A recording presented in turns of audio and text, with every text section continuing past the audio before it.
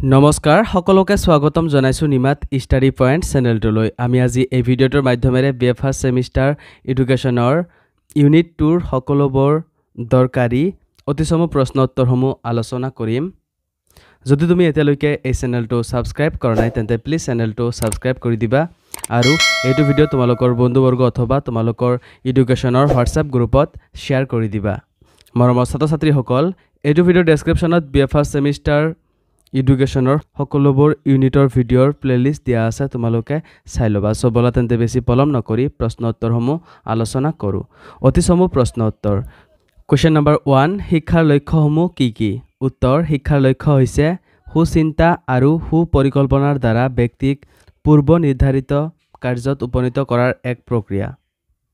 Question number 2 লক্ষ্যই ব্যক্তি কি প্ৰদৰ্শন কৰে উত্তৰ লক্ষ্যই ব্যক্তিক উদ্দেশ্যপূৰ্ণভাৱে কাৰ্য সংঘটিত কৰাৰ বাট প্ৰদৰ্শন কৰে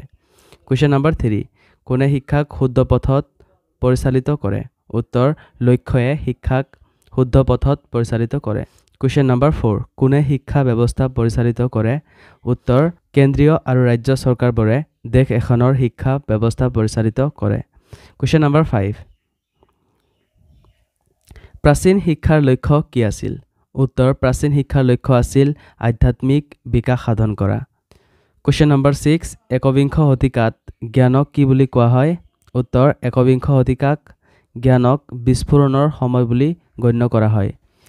Question number 7 শিক্ষাৰ লক্ষ্যসমূহ কিহৰ লগত জড়িত উত্তৰ শিক্ষাৰ লক্ষ্যসমূহ সময় আৰু স্থানৰ লগত জড়িত Question number 8 ফ্ৰান্সৰ নেপোলিয়নৰ শাসন কালত ফৰাচী শিক্ষাৰ মূল উদ্দেশ্য কি আছিল উত্তৰ ফ্ৰান্সৰ নেপোলিয়নৰ শাসন কালত ফৰাচী শিক্ষাৰ মূল উদ্দেশ্য হল খ্ৰীষ্ট ধৰ্মৰ নৈতিক মূল্যবোধ শিকোৱা ৰাষ্ট্ৰৰ মুৰব্বীৰ প্ৰতি অনুগত্য প্ৰকাশ আৰু বিদ্যালয় আইন কানুন মানি চলিবলৈ শিকোৱা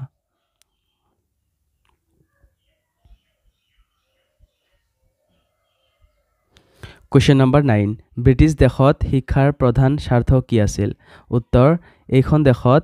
ব্ৰিটিছ শিক্ষা প্ৰধানত ৰাজনৈতিক স্বাৰ্থত প্ৰয়োগ কৰা হৈছিল Question number 10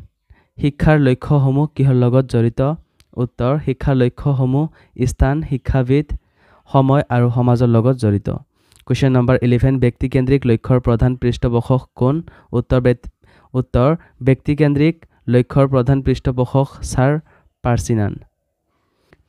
Question number 12 ব্যক্তিকেন্দ্ৰিক লক্ষ্য কাক বলে উত্তৰ ব্যক্তিৰ শাৰীৰিক মানসিক আধ্যাত্মিক বৌদ্ধিক আবেগিক আদি সকলো দিশৰ সৰ্বাংগীন বিকাশৰ প্ৰতি লক্ষ্য ৰাখি শিক্ষাৰ যি লক্ষ্য স্থিৰ কৰা হয় তাকে ব্যক্তিকেন্দ্ৰিক লক্ষ্য বোলা হয় Question number 13 গান্ধীজীৰ মতে প্ৰকৃত শিক্ষা কেনেকুৱা হ'ব লাগে উত্তৰ গান্ধীজীৰ মতে প্ৰকৃত শিক্ষা এক প্ৰকাৰৰ নিবনুৱাৰ বিপক্ষে বীমা কৰাৰ নিচিনা হ'ব লাগে Question number 14 কিহে মৌখিকতাৰ গুৰুত্ব হ্ৰাস কৰে উত্তৰ ব্যক্তিমূলক শিক্ষাই মৌখিকতাৰ গুৰুত্ব হ্ৰাস কৰে Question number 15 প্ৰকৃতাৰ্থত ব্যক্তিমূলক শিক্ষায়ে কি প্ৰকাৰে ব্যক্তিৰ জীৱনৰ কাৰণে কম উৎসাহিত কৰে উত্তৰ প্ৰকৃতাৰ্থত ব্যক্তিমূলক শিক্ষা ব্যক্তিক কৃত্ৰিম যান্ত্ৰিক আৰু নিৰস পৰিৱেশ প্ৰদান কৰে যিয়ে ব্যক্তিক জীৱনৰ কাৰণে কম উৎসাহিত কৰে Question number 16 উদাৰনৈতিক শব্দৰ ইংৰাজী প্ৰতিশব্দ কি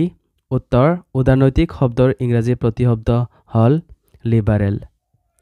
Question number 17 লিবাৰেল শব্দটো কি শব্দৰ পৰা উৎপত্তি হৈছে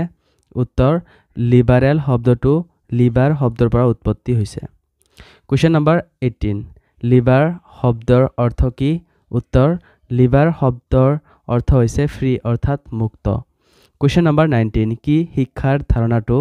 পুৰণি গ্ৰীক সকলৰ সমাজৰ লগত জড়িত উত্তৰ উদাৰনৈতিক শিক্ষাৰ ধাৰণাটো হেয়া পুৰণি গ্ৰীক সমাজৰ লগত জড়িত Question number 20 পুৰণি গ্ৰীক সমাজত প্ৰধানত কেই প্ৰকাৰৰ নাগৰিক আছিল আৰু কি উত্তৰ পুৰণি গ্ৰীক সমাজত প্ৰধানত দুই প্ৰকাৰৰ নাগৰিক আছিল মুক্ত নাগৰিক আৰু শ্ৰমিক শ্ৰেণী Question number 21 কোনটো শ্ৰেণীৰ লোক শিক্ষাৰ পৰা সম্পূৰ্ণৰূপে বঞ্চিত হৈছিল উত্তৰ শ্ৰমিক শ্ৰেণীৰ লোকসকল শিক্ষাৰ পৰা সম্পূৰ্ণৰূপে বঞ্চিত হৈছিল Question number 22 সমাজৰ মুক্ত নাগৰিকে কি জ্ঞান আহৰণ কৰিছিল আৰু তাক কি বলা হৈছিল উত্তৰ সমাজৰ মুক্ত নাগৰিকসকলে বৌদ্ধিক সাংস্কৃতিক